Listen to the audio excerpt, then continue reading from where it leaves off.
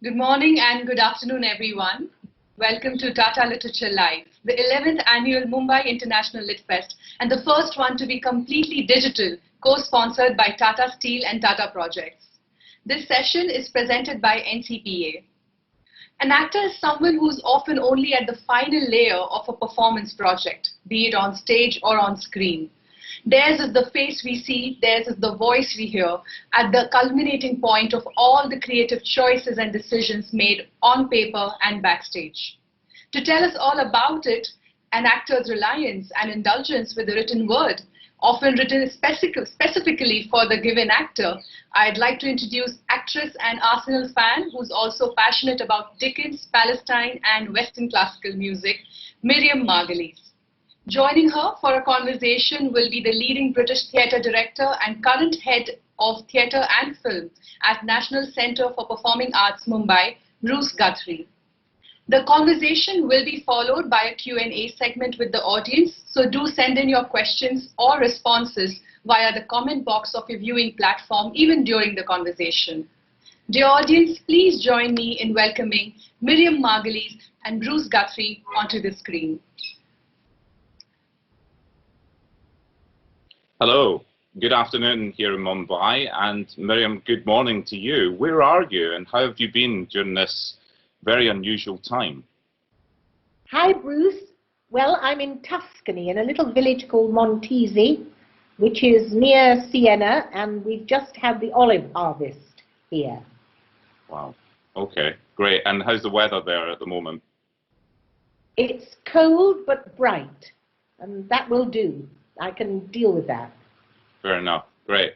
Well, it's very warm, 30 degrees here in Mumbai, and we wish that you were here because usually you would be here for Tata Literature Live, and we usually host it here at the NCPA itself across the campus. But it's amazing that we've been able to do this online. So it's a great pleasure and a great privilege for me to get to speak to you today. Tell me a bit about your favourite authors, and as an actress, you're a BAFTA award-winning actress, you know, one of my favourites actually. This is a real joy for me to get to speak to you. But tell us a bit about your favourite writers and what it is that inspires you as an actress. Well, my favourite writers are probably the writers from the 19th century. I'm a bit old-fashioned, and I find modern writers not that fantastic. I want a writer that creates a whole world for me, that I can delve into and feel at home and recognize and understand what's going on.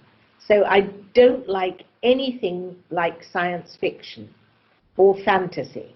I know I've been in some Harry Potter films, but I don't read Harry Potter, and I don't like even Margaret Atwood, who I know is a very fine writer. But I'm really with the Brontes and Jane Austen and Thackeray and Charles Dickens. And what about, you've mentioned to me before about Indian writers as well, is that you've got a few favourite Indian authors too? Yes, I think that Indian authors are really special because most of them have had a good old-fashioned English education. So they are familiar with how to use words, how to structure, and also they seem to have a keen sense of morality, I suppose, which is something, as a Leavisite taught by Frank Leavis at Cambridge in the 60s, I really appreciate. So my first thrill from an Indian writer was V.S. Naipaul, when I read The House for Mr. Biswas, and immediately you were in his world. It was a busy, brightly coloured, passionate world, and that, I think, is what Indian writers do manage to convey. They submerge you in a world, just as Vikram Seth did in A Suitable Boy. And my favourite at the moment is Avatar Ghosh, and I just love his writing. I'm plunged into that world, and I want that. I want to be submerged. I want to be looking around me at a different world, and they create that. And it is particularly Indian writers who can do that. And they are not afraid of emotion. I think a lot of Anglo-Saxon modern writers are sort of, it's all about sex and bodies and friction and sweat. Mm. And I want something from the heart there. I want tears and fragility. And they are able to express that somehow in a way that English writers can't.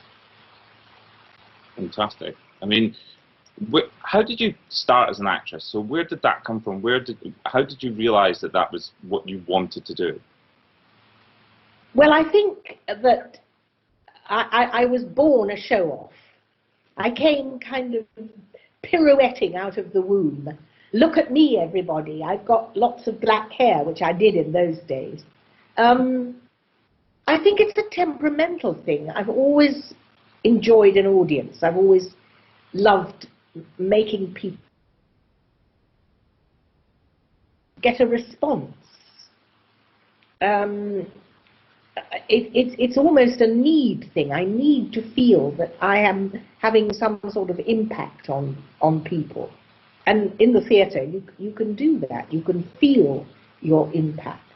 And so I don't think there's anything else I could have done.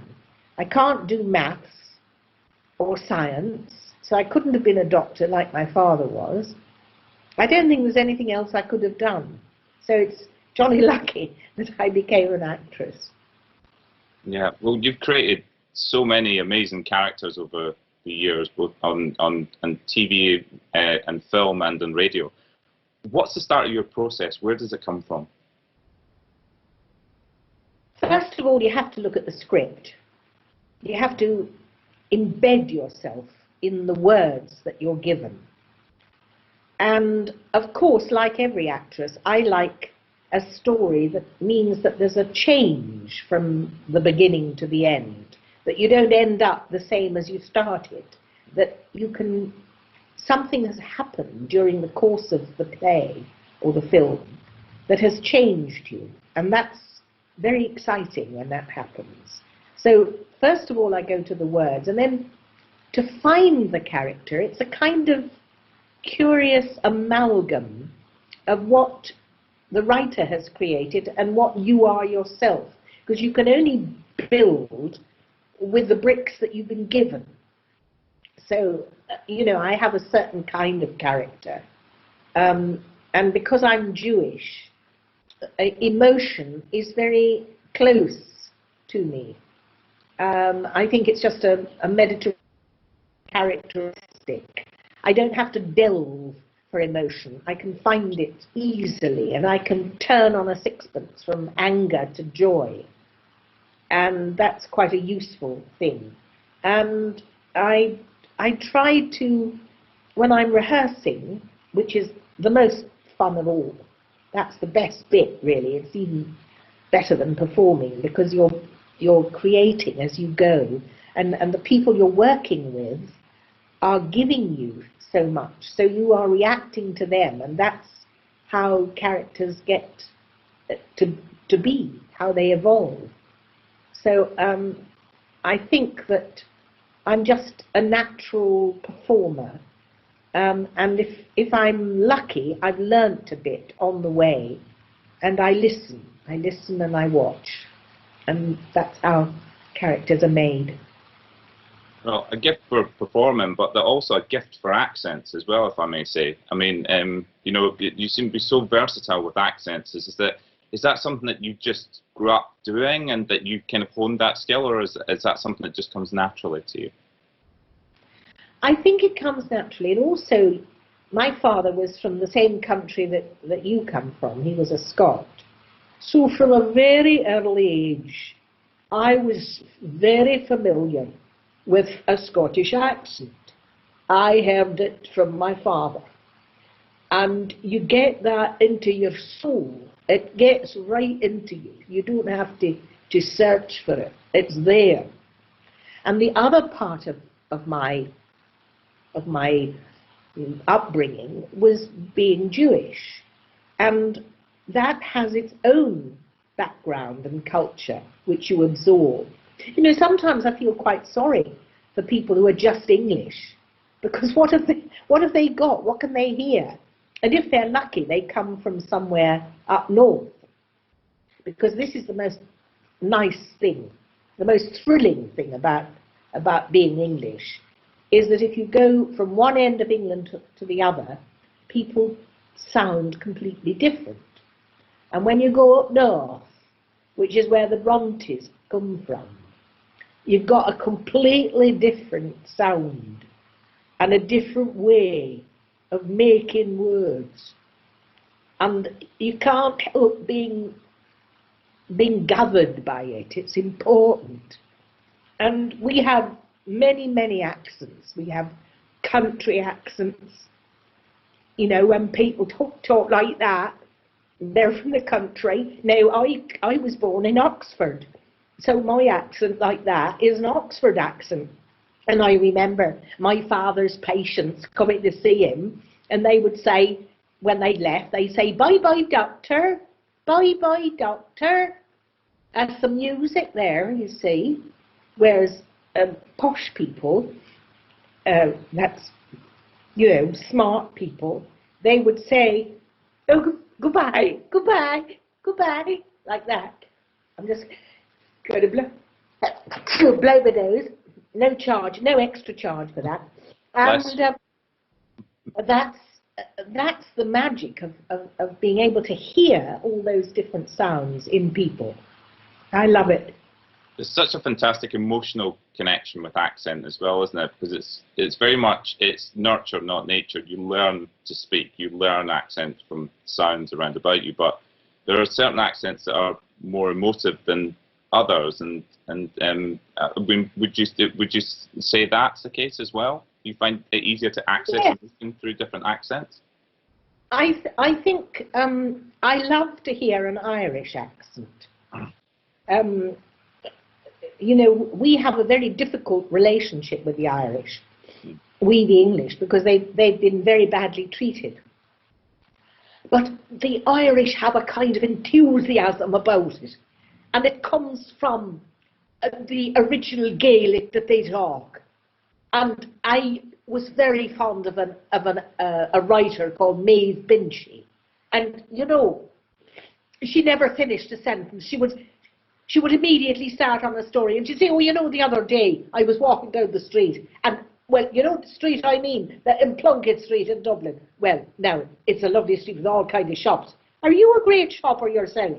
And she would go from, you know, from one thought to another.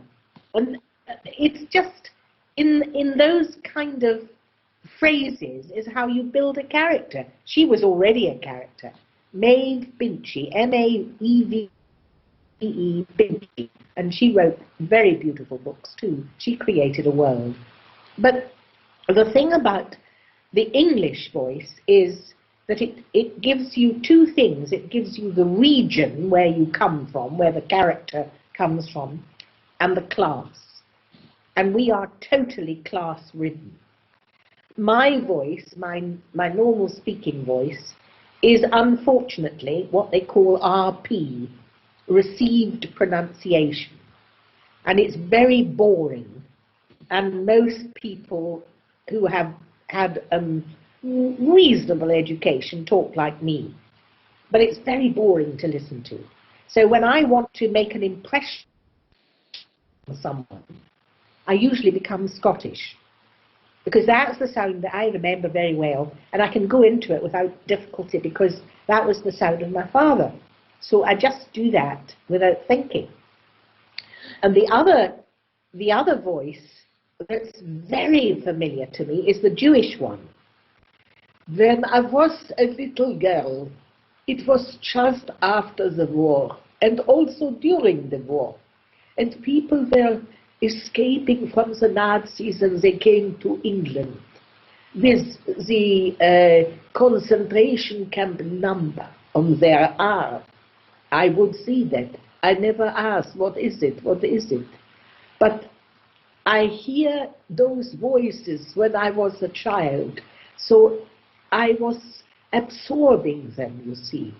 And that also helps when you're acting, because you can remember the voice. And the voice is what guides you into the character. Mm. Wow, it's fantastic. Because this is Literature Live, this beautifully segues back into talking about 19th century novelist and somebody who you have a passion for, in Charles Dickens, and you did a one-woman show called Dickens Women as well, which I believe, did you do that here in India as well? Yes, it was one of the most magical experiences of my life. I think it was something like 1986 or 87. I did a tour of India from top to bottom. I went to 10 cities. I know that I went to Visakhapatnam. I've always remembered because it was such a wonderful name in the south, and Patna in the north, and Lucknow. Oh, many, many places. And I was able to experience that extraordinary tapestry, really, which is India. It's many countries, and it moves me. I find India absolutely gripping. It's the country that I must get back to. I've been 3 times in my life, but the first time I went was on that tour. And I remember very well, because the Indian people have a very keen appreciation of Charles Dickens. In England, you know, we don't read him much anymore. People have forgotten.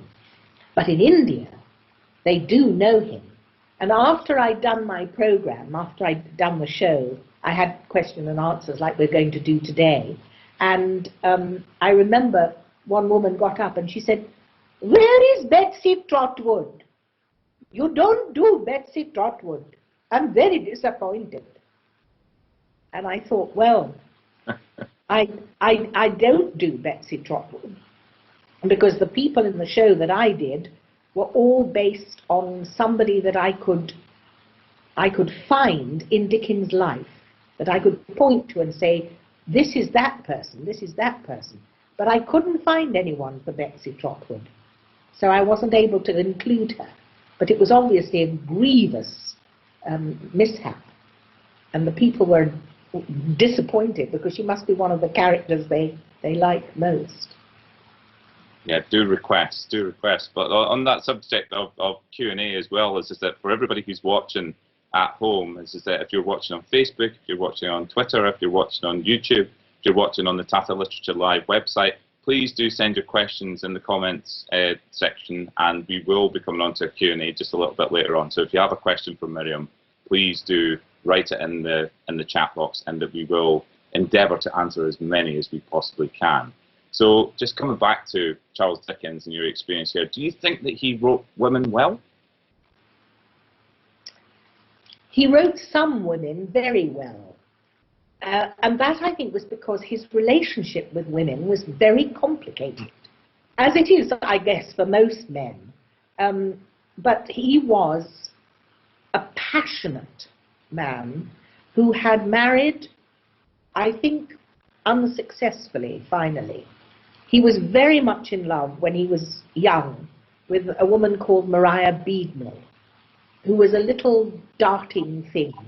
And then she was not interested in him, and she spurned him. She called him a mere boy, and he was deeply hurt by that. And he married on the rebound, I think. He married a young Scottish woman who was a very sweet lady. But you know what happens to women when they have lots of children? They get fat. And he didn't like fat women. He wouldn't have liked me. And he started to withdraw from her. And finally, he did something that was unbelievably cruel. One day, without telling her, he had a series of bookshelves built into the door between his bedroom and her bedroom, because in those days, husband and wives often had their own bedrooms. And he didn't tell her. It was to shut her out of his room and ultimately out of his life. And so she came home that night, and she went to go to his room, and there was a lot of bookshelves in the way, and she couldn't get there. A most terrible thing.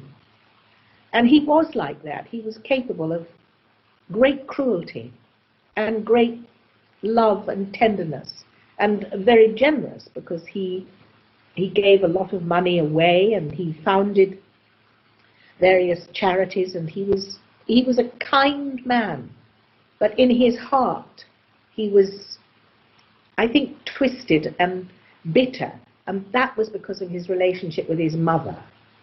And I think all our relationships stem from our relationships with our parents, and it was no different with him. He felt that his mother had not cared enough for him, and when he was little, he was sent out to work. It's a very famous story.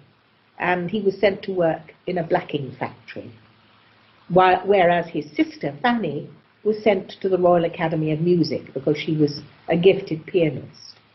And he never got over the pain. So I think that sometimes he could write well about women, and sometimes he made them into grotesque caricatures. But he loved them. He loved women. And my feeling about Dickens is that he put so much of himself into his books. He put so much of his life and his struggles. And you can feel the emotion in the writing. And that is wonderful, so that people laugh and cry when they read Dickens. I hope all of you people watching will, get a Dickens book and read it. Read it to yourselves. Read it aloud. That's how they were read in Victorian times, of course. The whole family would gather after supper, and the master of the house would read, and even the servants came in to listen, because Dickens was the last great artist until the Beatles who was appreciated by all classes. That's fascinating. What was the first Dickens that you read that connected with Well, you? I first read Oliver Twist. I was 11, and I got it from the library, and it just fascinated me because, of course, it's a world of criminals, and criminals are always fascinating. I later found out, when I was doing research into my own family, that my great-grandfather was a criminal, and he was sent to Parkhurst in the Isle of Wight, high security prison, for receiving stolen goods. So he was very like one of the gang in Oliver Twist. But it just fascinated me because there was this world of horrible, evil people. And the most evil, the center of the evil, was Fagin, the Jew. And I was a Jew. And I never heard people talk about Jews like that. And I thought, what is this? Why is this? And it just compelled me, and I just never stopped reading Dickens after that. After I finished Oliver Twist, I went on, I think, to David Copperfield and Nicholas Nickleby and Great Expectations. I read them all. And then at Cambridge, I studied again. I studied in a more formal way. But for me, there is no greater writer, not even Shakespeare. For me, he encapsulates the whole of human experience. And he has as well a morality behind it. You always know whose side he's on. And I like that. I'm not a grey person. I'm a black and white person. I want to know, are they good or are they bad? And sometimes they're a bit of both, of course. And he can show that too. But it was Oliver Twist that set me on the path. Well, I think you've got a little excerpt for us, don't you? Yes. Now, Oliver Twist. That's the bit of. Yes, I have indeed. Now I've got to go to my computer and pull it up on the screen. It's all right. That's the wonders of technology. Yeah. Yeah. Here we are.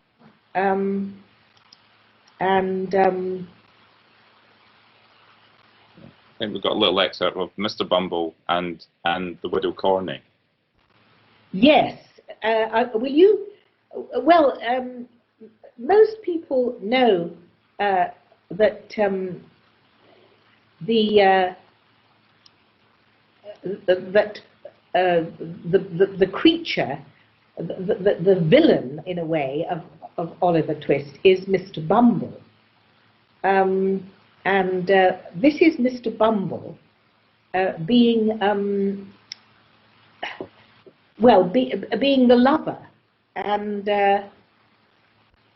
I think it's one of the funniest things that I've ever heard of. But I'm just trying to find it in my I should have prepared this better. No, not at all. It's just for a little bit of context for people, is that Mr. Bumble was the person who's in charge of the poorhouse that Oliver is in at the beginning of the novel, and quite famously played by Harry Seacombe in the Oliver musical film, and that this is his wooing scene with Widow Corney, if I'm not mistaken. Yes, Mrs. Corney. Mr. Bumble is the master of the workhouse, and Mrs. Corney was the mistress of the workhouse, and he comes to visit her with love in mind. And so he arrives bearing, as it says, a bundle in one hand and a cocked hat in the other. "Shall I shut the door, Ma'am?" he says. The lady, Mrs. Corney, modestly hesitated to reply, lest there should be any impropriety in holding an interview with Mr. Bumble with closed doors. Mr. Bumble, taking advantage of her hesitation and being very cold himself, shut it without permission. Hard weather, Mr. Bumble. Hard indeed, Ma'am. Entire parochial weather, Miss Ma'am. We have given away, Mrs. Corney, we've given away a matter of 20 quartern loaves and a cheese and a half this very blessed afternoon, and yet them paupers is not contented. Of course not, Mr. Bumble. When would they be? That's the way with these people, Ma'am. Give them an apron full of coals today, and they'll come back for another the day after tomorrow as brazen as alabaster. And that's a little bit of where Dickens is making fun of him, because alabaster is not brazen, but he was just trying to think of something in his head, Mr. Bumble, with alabaster. The great principle out of door relief is to give them paupers exactly what they don't want, and then they get tired of coming. Oh, dear me. Well, that's a good one, too. He took up his hat and stick as if to go. You'll have a very cold walk, Mr. Bumble.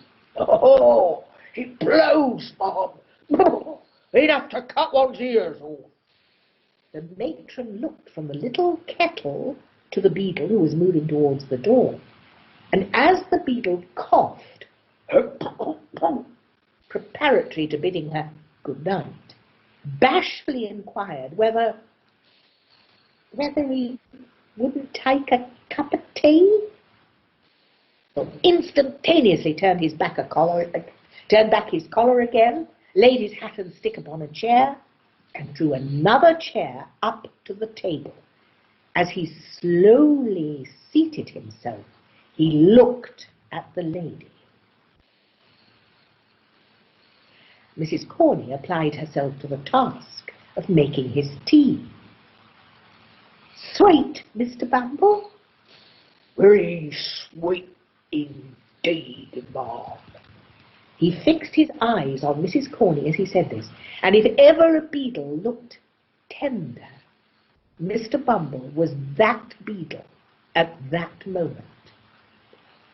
You have a cat, Ma'am, I see, and kittens too, I declare.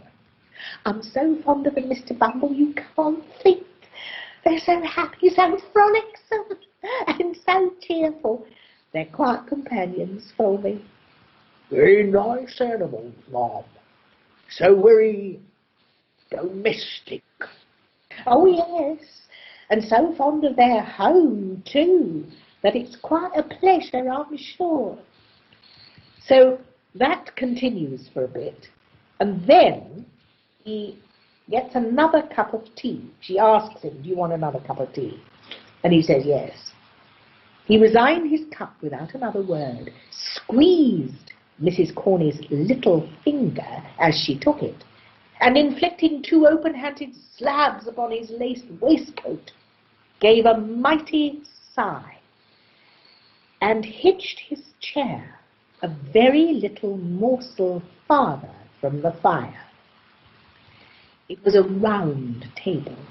Consequently, Mr. Bumble, moving his chair by little and little, soon began to diminish the distance between himself and the matron, and continuing to travel round the outer edge of the circle, brought his chair in time close to that in which the matron was seated. Indeed, the 2 chairs touched, and when they did so, Mr. Bumble stopped. Now, if the matron had moved her chair to the right, she would have been scorched by the fire, and if to the left, she must have fallen into Mr. Bumble's arms. So, being a discreet matron, and no doubt foreseeing these consequences at a glance, she remained where she was, and handed Mr. Bumble another cup of tea. Hard-hearted, Mrs. Corney. Are you hard-hearted, Mrs. Corney? Dear me, what a very curious question from a single man. What can you want to know for, Mr. Bumble? The beadle drank his tea down to the last drop, finished a piece of toast, whisked the crumbs off his knees, wiped his lips, and deliberately kissed the matron. Oh, Mr. Bumble, Mr. Bumble, I shall scream. Excitable creature. Not weak, ma'am. Are you a weak creature, Mrs. Corney? We're all weak creatures, Mr. Bumble. So we are. Nothing was said on either side for a minute or 2 afterwards. So that's just a little bit of the proposal, which comes later. Terrific. It's fantastic. I mean, and it's just so vivid as well. And yeah, you do it brilliantly. But you did a version of... It's fun to do, because when I do it in the theatre, there is no table, but I create one by movement. Yeah. And I think that's something he very much wanted to be an actor. He wanted to write plays, but he never had a really big success in the theatre. But later, of course, the delights of Oliver, the musical, were based on this very story. Yeah, it's amazing. You did a version of Bleak House quite recently, didn't you, where you did 50 different voices. So we've just heard 2 characters there, plus your narration voice beautifully, but that you did 50 different voices for that. How was that to do? It was bloody hard, I can tell you. I think the thing is that he writes each character so exactly, so brilliantly, that if you follow his direction, you find the character is there. And the difficult thing for me, of course, was remembering what the voices were, because once you've set it down on tape, you've got to go back and be accurate again. And that was quite difficult. But I asked the engineer to make a little tape for me of all the different voices. And when one came up again, a few chapters later, he was able to play it into my earphones, and I could match it again. But it was hard. It was hard. But it was fun. And Well, I'm you know, going to ask you this. pattern. Sorry, I'm going to ask you to do a little bit of it for us as well, just to show us that kind of that dexterity from Bleak House as well. What I won't be showing you my bit of Bleak House that I want to read to you is not about character, because it's the very opening of it. Mm-hmm. I picked this because it's one of the most difficult things to start a novel and to pull you straight into the world that you're going to explore together. And this is something that Dickens is able to do quite superbly, and particularly in Bleak House. I mean, I think Bleak House is one of his very greatest books.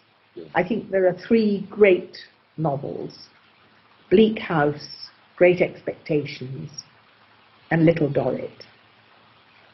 And this is the opening of Bleak House. There are no characters, just the description.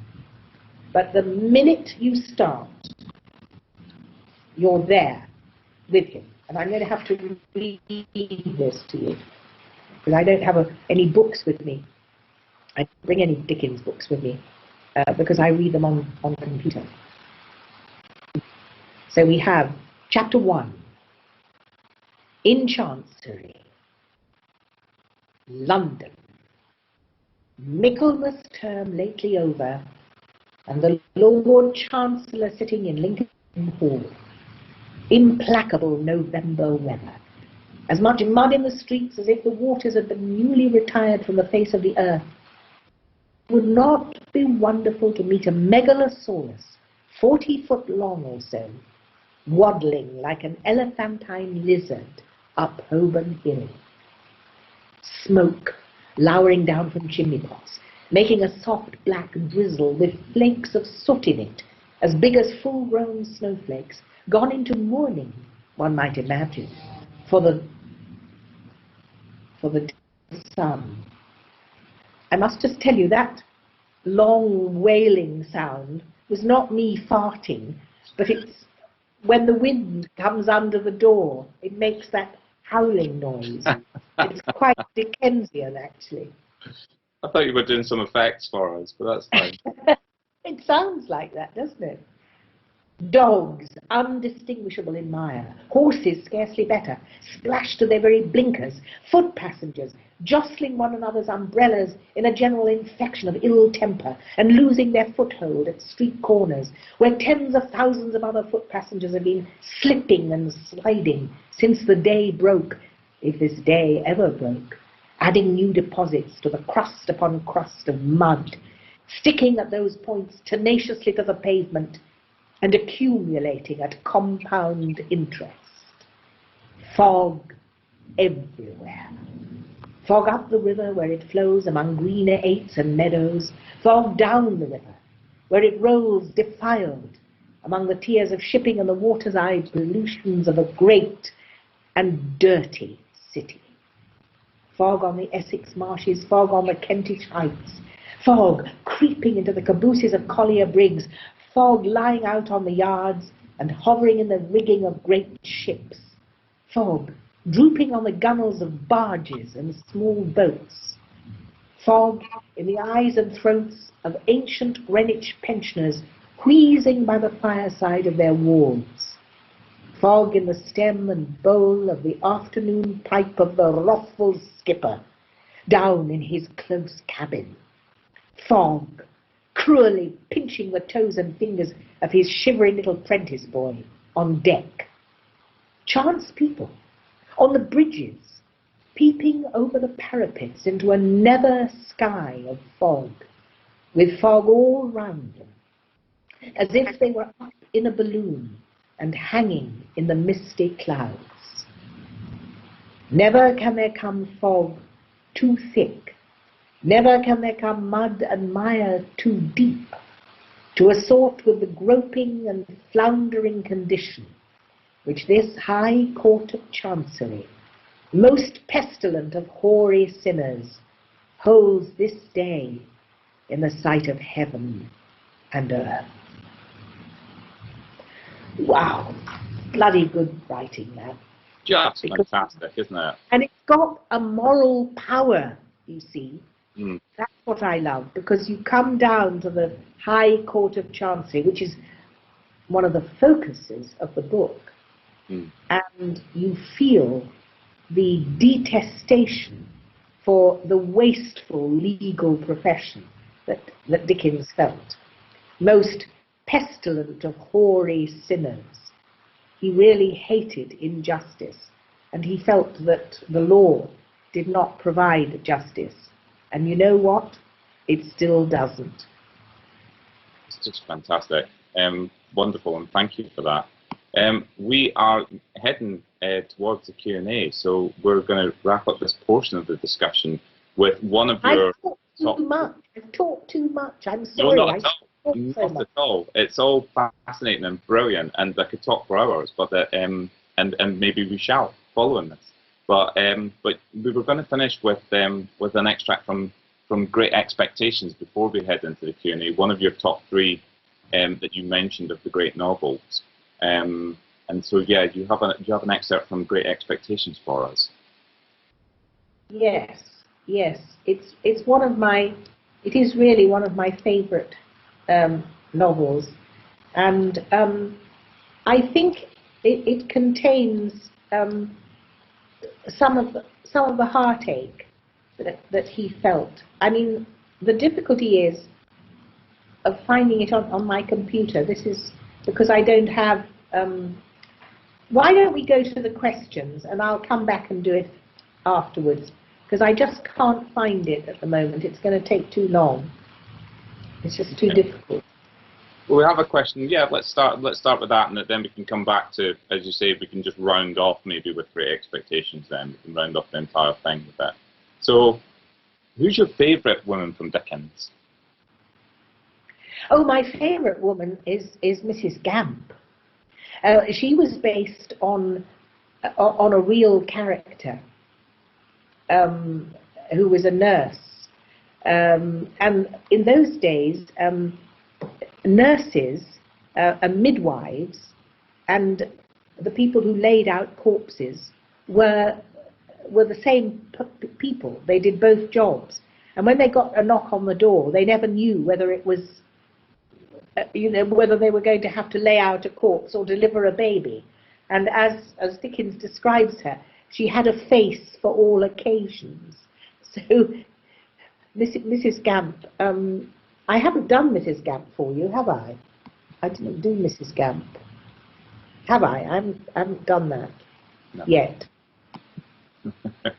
There's time. There's still time. Well, just need to have you over here.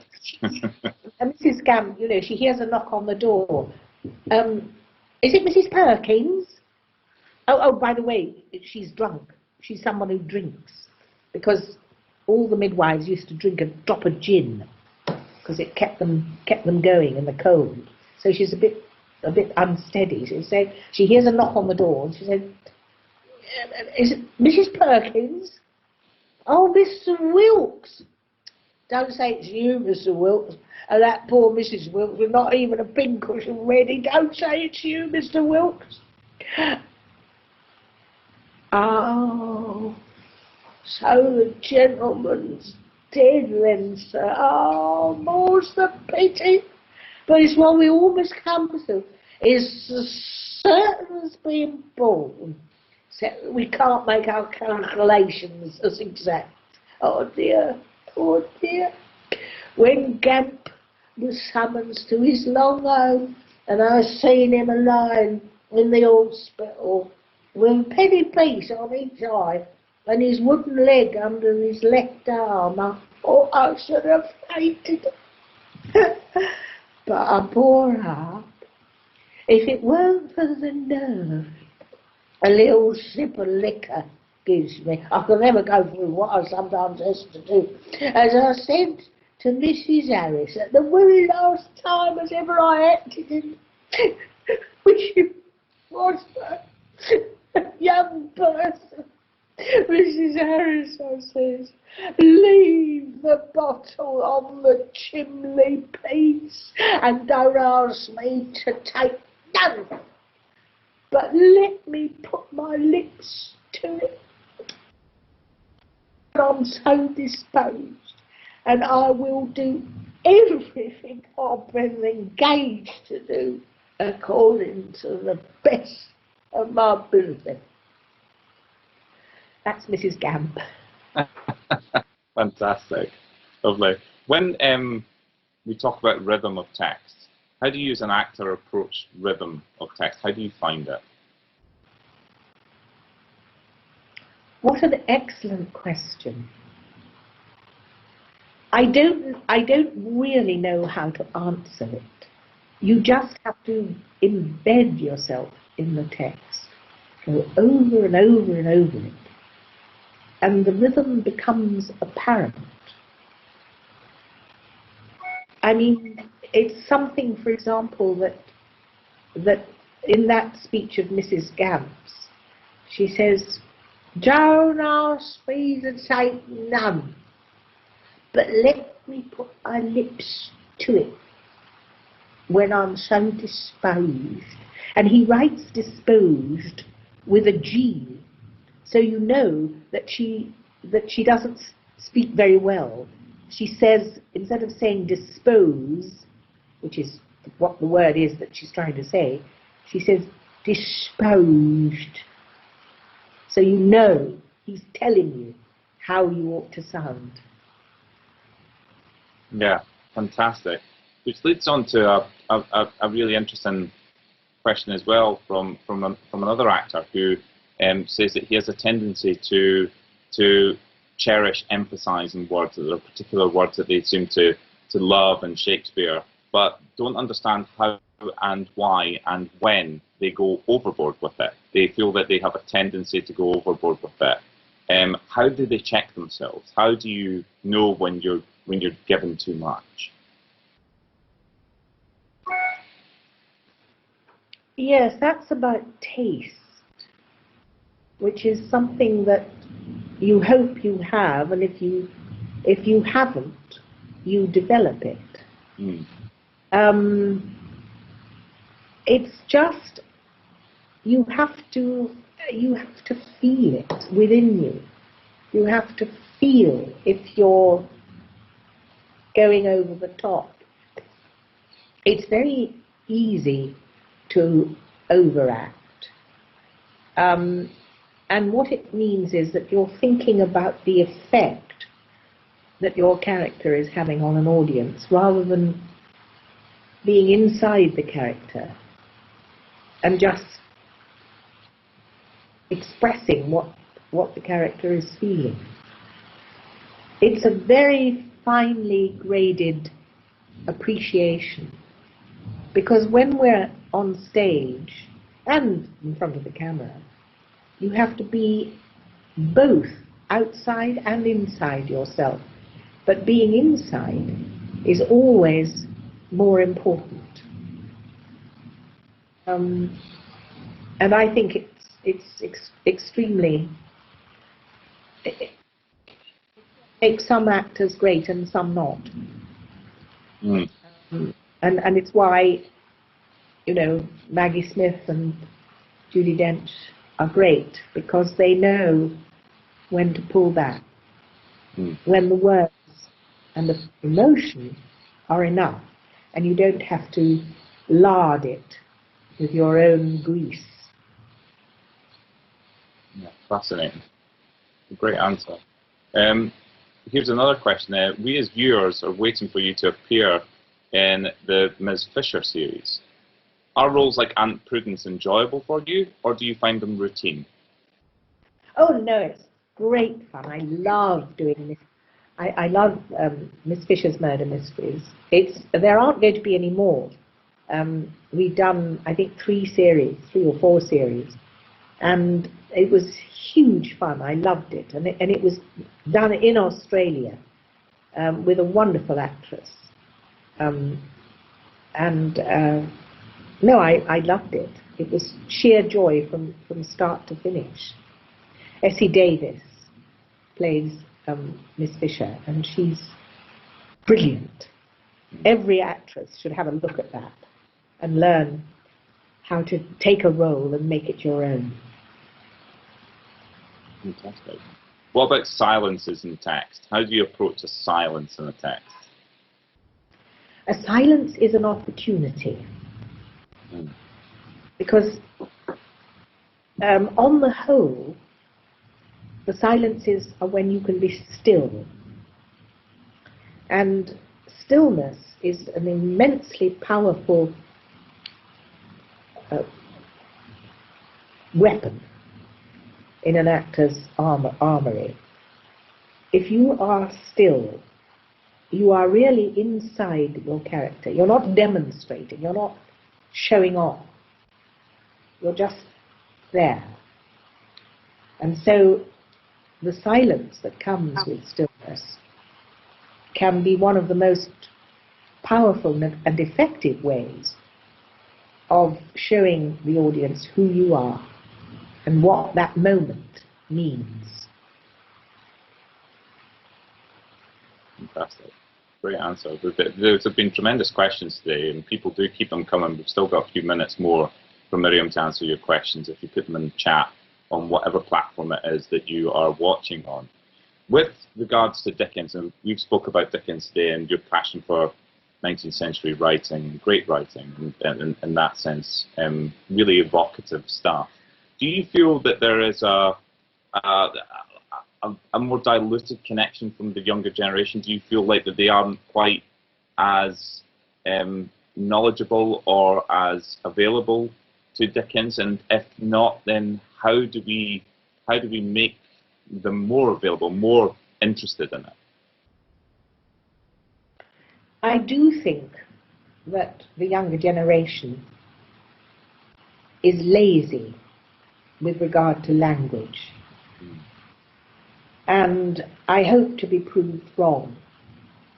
Certainly, I would say that the Indian youth would not be subject to that stricture.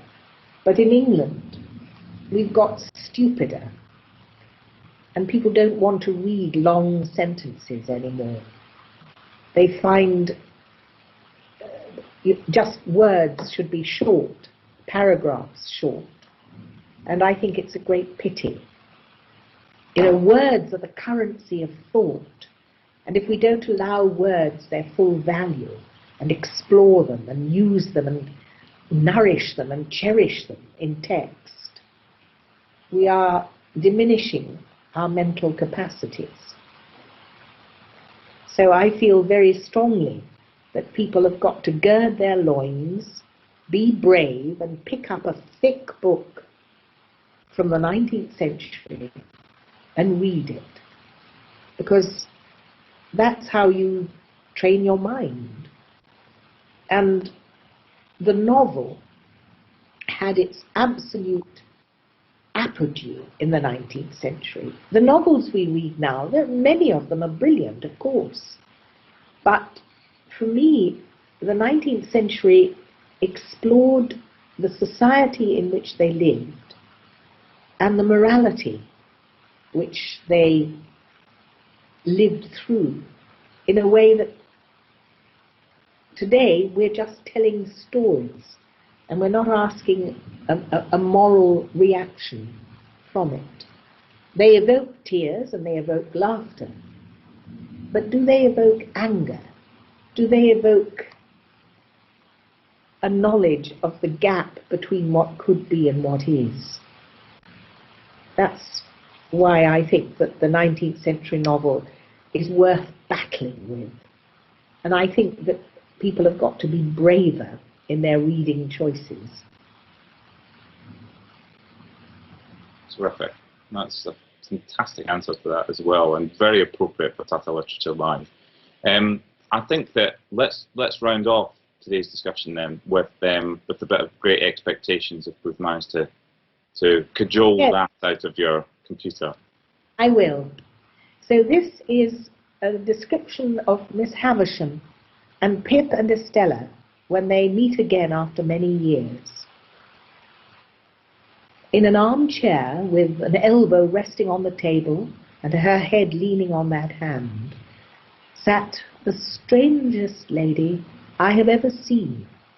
or shall ever see. She was dressed in rich materials, satins and lace and silks, all of white. Her shoes were white, and she had a long white veil and bridal flowers in her hair. But her hair was white. She had not quite finished dressing, for she had but one shoe on. The other was on the table near her hand. I saw that everything within my view, which ought to be white, had been white long ago, and had lost its lustre and was faded and yellow. I saw that the dress had been put upon the rounded figure of a young woman, and the figure upon which it now hung loose had shrunk to skin and bone. Who is it? Ma'am? Pip? Mr. Pumblechook's boy, ma'am. Come to play. Come nearer, let me look at you. Come close. When I stood before her, avoiding her eyes, I took note of the surrounding objects in detail. I saw that her watch had stopped at 20 minutes to 9, and that a clock in the room had stopped at 20 minutes to 9. Look at me. You are not afraid of a woman who has never seen the sun since you were born? Do you know what I touch? Here? Yes, ma'am. What do I touch? Your heart, ma'am. Broken. I am tired, and I want diversion, and I have done with men and women. I sometimes have a sick fancy. I have a sick fancy that I want to see some play. There, play. Play, play. You can do that. Call Estella at the door. To stand in the dark, in a mysterious passage of an unknown house, bawling, Estella, to a young lady neither visible nor responsive, and feeling it a dreadful liberty so as to roar out her name, was almost as bad as playing to order. Estella answered at last, and her light came along the dark passage like a star. Miss Havisham beckoned her to come close, and took up a jewel from the table and tried its effect upon her fair young bosom and against her pretty brown hair. Let me see you play at cards with this boy. With this boy? Why, he's a common labouring boy. Well, you can break his heart. What do you play, boy? Nothing. Beggar my neighbour, miss. Beggar him, said Miss Havisham to Estella. So we sat down to cards. I played the game to an end with Estella, and she beggared me.